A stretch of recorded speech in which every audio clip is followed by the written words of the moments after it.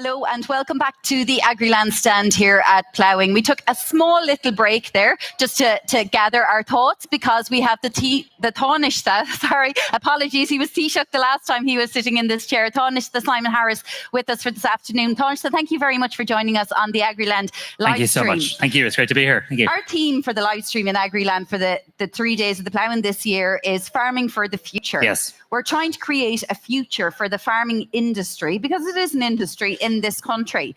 And what does that look like to you? Your colleague, Minister Martin Heydon, announced generational renewal recommendations, a plan earlier today about what that means. But there's a lot of farmers waiting to hear from you, Micheál Martin, about how they are going to have a career and an income going into the future. What can you tell them?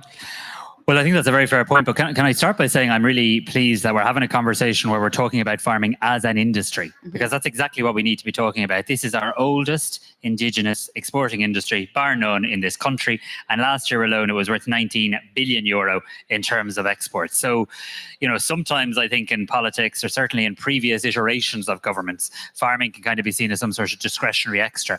In a time of turbulence, I'm a minister for trade, amongst other things. You know, when trade is so turbulent internationally, you actually become even more reliant on your indigenous industries. So it's not about what we're going to kind of do for the farmers as some kind of sort of act of generosity. It is about investing in our oldest, most sustainable indigenous industries. I just wanted to say that firstly. Secondly, I think when it gets to generation renewal, I mean, the facts are pretty stark. I mean, fewer than in around 4% of our farmers being under the age of 35. If we don't act now, we are going to have a very, very major crisis in terms of ensuring that farming is sustainable into the future. That's why Martin Heydon took the decision. He only received it very recently to publish the Generation Renewal Report this morning. Cabinet will be briefed on it tomorrow.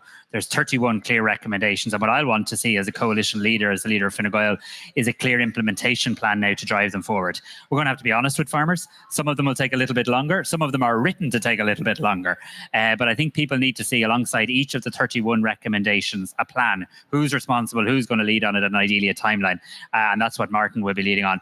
What I would say, though, in terms of farming in general and the future of farming and ensuring that it is seen as a livelihood, with the exception of tillage, and I'll return to that in a second, we are meeting at a time when family farm incomes are rising again. And if we can get a couple of the big calls right, a lot of which is going to require a huge amount of work at a European level, CAP, Mercosur, nitrates. If we can get these big building blocks right, I believe we can get Irish farming to a really sustainable and exciting future.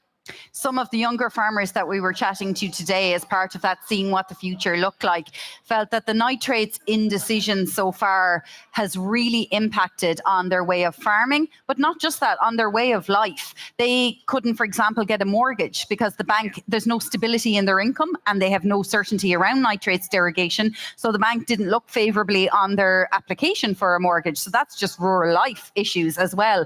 And in terms of what might come out of the nitrates derogation. I mean, I know that you're in close contact the whole time with your colleagues in the EU, but some are saying, well, why should Ireland get special favour? I mean, I'm sure there's some countries who've lost the derogation have gone, hang on a second, why do you get a special dispensation? So what is the likelihood of us retaining it? No, it's a very fair question, and it's a very honest observation you make, because that's exactly what other countries say. But I would make the point that lots of different countries have different specific needs, and it's very important in a union of 27 to try and understand the perspectives of other countries. And for our agricultural sector, for our dairy industry, the nitrates derogation, it's really a national economic asset in many ways. It's reflective of how we farm in this country. Now, we have to, there's a political element, and in many ways we'll do that, right?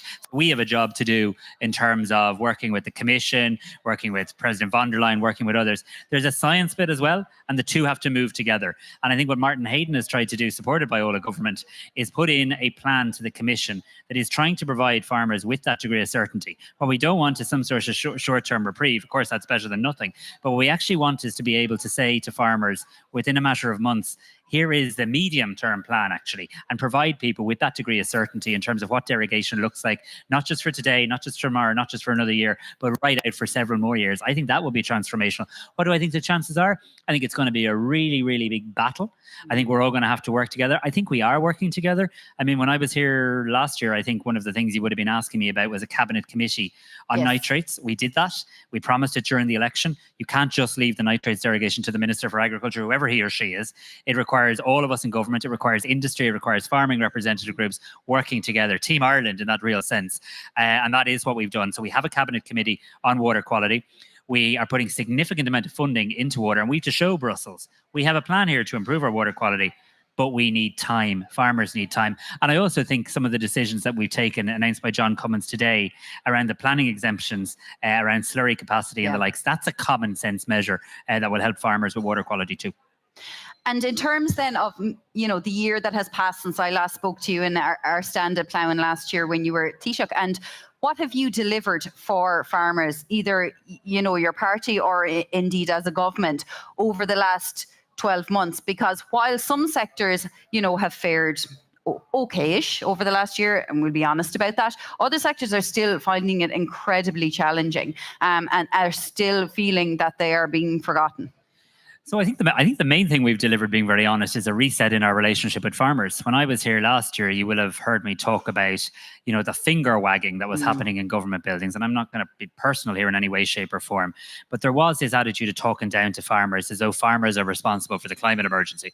There is a climate emergency, that's true, but we also need to continue to produce food. And what we tried to have is really a reset. And I hope I showed that when I became Taoiseach, when I became leader of my party, this wanting to work together with farmers representatives, with rural Ireland to pave a way forward. So I hope the basic respect in the relationship is back, and I think it is. I think we've managed to see extension in relation to tax relief. We've managed to see farm incomes actually rise statistically, factually have risen. The tillage sector is in crisis. Tillage sector is in crisis. If we didn't know that, and we do know it, we only had to look at the more than 1,100 people who turned up in the meeting the other night, where they left us in no doubt that they need us to make progress on our commitments in terms of funding for the tillage sector, and I intend to do that in the budget. Well, the tillage sector is part of what will be the government's sustainability goals. Correct. I mean, it's a sustainable sector. Absolutely. And we want to increase the acreage or hectarage, whichever you want to call it, by 2030. And then we have bigger goals by 2050. So it almost seems like, you know, a misnomer to not already support that. I think that's right. I mean, the tillage sector, tillage is mentioned in the climate action plan. So there's lots of areas where there's tension, hopefully healthy tension, between climate and agriculture. There's actually an area where we can really come together, and tillage is that area. But there have been a number, and we all know why, but there have been a number of particular, often international factors that have really, really hit that sector. We've tried to provide some degree of support. We saw payments of, I think, 32 million or thereabouts this February. We need to do more.